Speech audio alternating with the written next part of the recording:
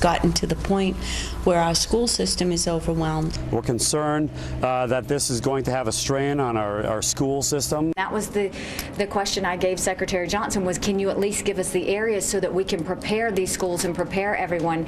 And he said no. Get ready, get set, get hopping. Welcome, everybody. I'm Neil Cavuto, and with some schools set to open just days from now, 63,000 illegal immigrant kids, the government says, better be enrolled when they are. Quoting this missive from no less than the Department of Education, all children in the United States are entitled to equal access to a public elementary and secondary education, regardless of their or their parents' actual or perceived national origin, citizenship, or immigration status. But on whose dime? Gina Loudon says on our dime, and she's not happy about it. Gina, why not? Because, Neil, you're going to pay, I'm going to pay, but the real costs are going to be incurred here, Neil, by the children. Whatever happened to, everybody on the left always talking about the children? They don't seem very concerned about the children that are in our schools now. It's been a long time, Neil, if I've ever heard a school district say, oh, no, we're a flush in cash. Please send us some more students. Do we really believe that this is just going to be smooth sailing and the unions are going to feel charitable and the teachers are going to be ready to teach these students and the taxpayers aren't ultimately going to be socked in the gut? Well, I think what the Department of Education is saying, it's a timely reminder that you really kind of have no choice. We hope to settle the money matters with you later, but for now, it's the law of the land that these kids got to be registered. What do you think of that?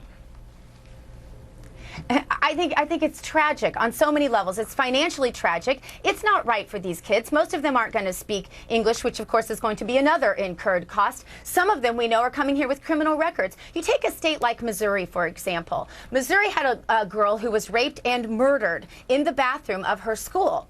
And it was because the records were slow getting to the school that had demanded this background check on this student. Well, if the records are slow in coming, or if we don't have background checks on these students, how are the schools going to protect the students that are already there? How are they going to know if this student is a murderer? How are they going to know if this student has one of the diseases that we're hearing about coming across the border? Some of these very serious, and some of them with long incubation periods. Gina, what do you think of the argument for enrolling them, and that, well, better to get them off the streets in that event, if Gina's worried about that, and enrolled in schools, there'll be less of the threat that she fears. You say what?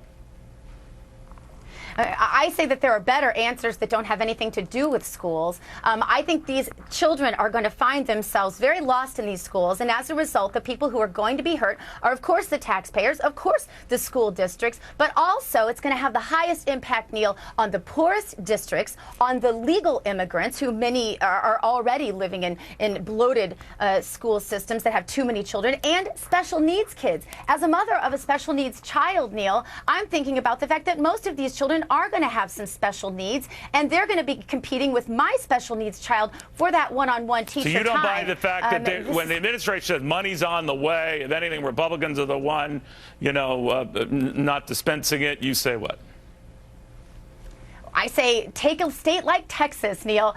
They already spend $12.1 billion with a B dollars every year. We've added that to that now some 60,000 more students, supposed to add, I think, 150,000 more by year's end. This is a very expensive prospect. Somebody has to pay for it. It's going to fall in the lap of the middle class and those who most cannot afford it. Gina, thank you very much. Gina Loudon, speaking her mind. Well, a new poll shows a lot of Americans are speaking their mind. Just 40% of Latino voters now plan to back Democrats this fall. That's the lowest we've seen in decades, even as Democrats slam the GOP for not passing comprehensive immigration reform.